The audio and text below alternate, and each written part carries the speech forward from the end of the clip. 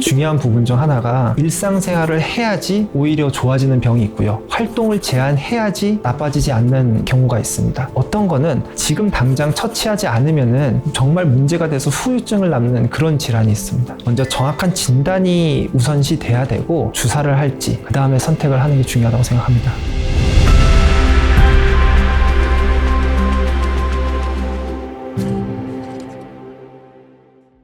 안녕하세요. 저는 명통플러스 정형외과 대표원장 조용길입니다. 오늘은 정형외과에서 흔히 쓰시는 주사치료에 대해서 설명을 드리겠습니다.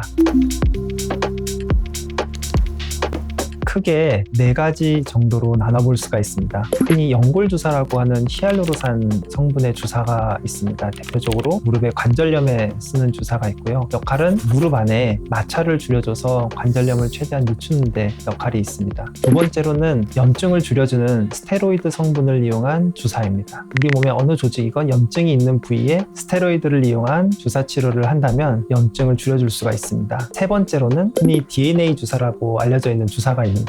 그거는 연어의 체액에서 PDRN이라는 성분을 추출해서 만든 건데 초기에는 피부 재생에 굉장히 도움이 된다고 해서 많이 알려졌다가 계속 연구가 돼서 우리 몸의 힘줄, 인대에도 재생과 염증을 줄여주는 역할이 있다고 해서 많이 알려져 있게 되었습니다. 네 번째로는 프롤로 주사라는 게 있습니다. 프롤로 주사는 고농도의 포도당을 주입을 하게 되면은 그로부터 염증이 발생하게 되고 오히려 그로 인해서 조직이 튼튼하게 재생되는 원리를 이용한 주사가 있습니다.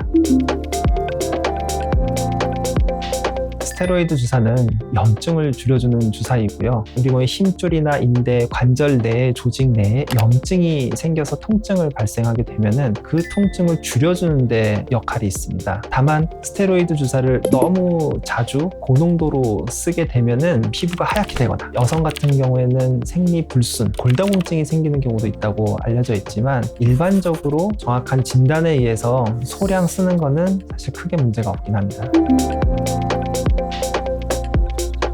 히알루로산이라는 거는 관절 내에 관절액과 굉장히 유사한 성격을 띠고 있습니다. 우리가 나이가 듦에 따라서 관절염이 생기면은 연골이 점차 닳게 되는데 전에는 연골이 있어서 부드럽게 움직이게 되던 게 연골이 닳으면서 마찰이 많이 생기게 되고 그 마찰로 인해서 통증이 생기게 됩니다. 연골 주사를 이용해서 히알루론산을 관절 내에 주입을 하게 된다면은 마찰을 줄여주게 돼서 통증이 덜 발생하게 되는 그런 원리라고 볼 수 있습니다.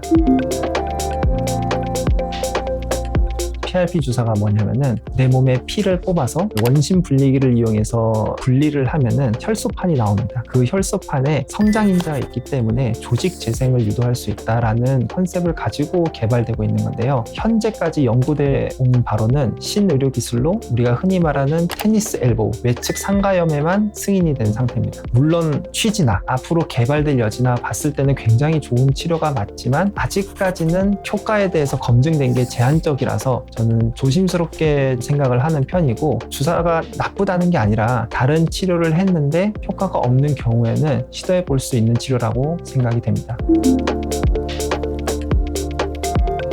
주사 치료가 당연히 내 몸에 바늘을 찌르고 약물을 주입하는 침습적인 치료이기 때문에 걱정이 많으시리라고 저는 생각이 됩니다. 근데 통증을 줄여주는 입장에서는 사실은 주사가 다른 치료에 비해서 효과가 좀 더 빠른 건 사실입니다. 단순히 주사를 놓고 안 놓고를 문제를 떠나서 중요한 부분 중 하나가 어떤 질환은 주사를 사용해서라도 통증을 적극적으로 줄이고 일상생활을 해야지 오히려 좋아지는 병이 있고요. 어떤 질환은 처음에 초기 시기를 잘 보호를 하고 활동을 제한해야지 나빠지지 않는 경우가 있습니다. 어떤 거는 지금 당장 처치하지 않으면은 정말 문제가 돼서 후유증을 남는 그런 질환이 있습니다. 먼저 정확한 진단이 우선시 돼야 되고 그 다음에 통증의 정도, 질환의 양상에 따라서 주사를 할지, 약물 치료를 할지, 단순히 쉴지, 재활을 할지는 그 다음에 선택을 하는 게 중요하다고 생각합니다.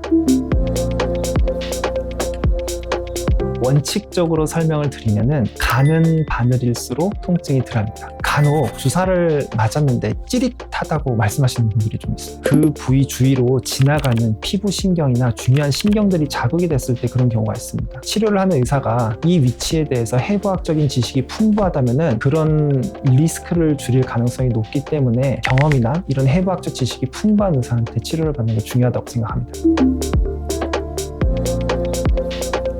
주사를 맞았을 때는 첫 4시간 동안은 이 부위가 자극이 되지 않게 하는 게 중요합니다. 작은 구멍이지만 그 피부가 암호는데 몇 시간 걸리기 때문에 이 부위가 자극되지 않게 하는 게 중요하고요. 목욕이나 사우나 같은 경우에는 주사 맞은 지 최소 1일 이후에 하는 것을 추천드립니다.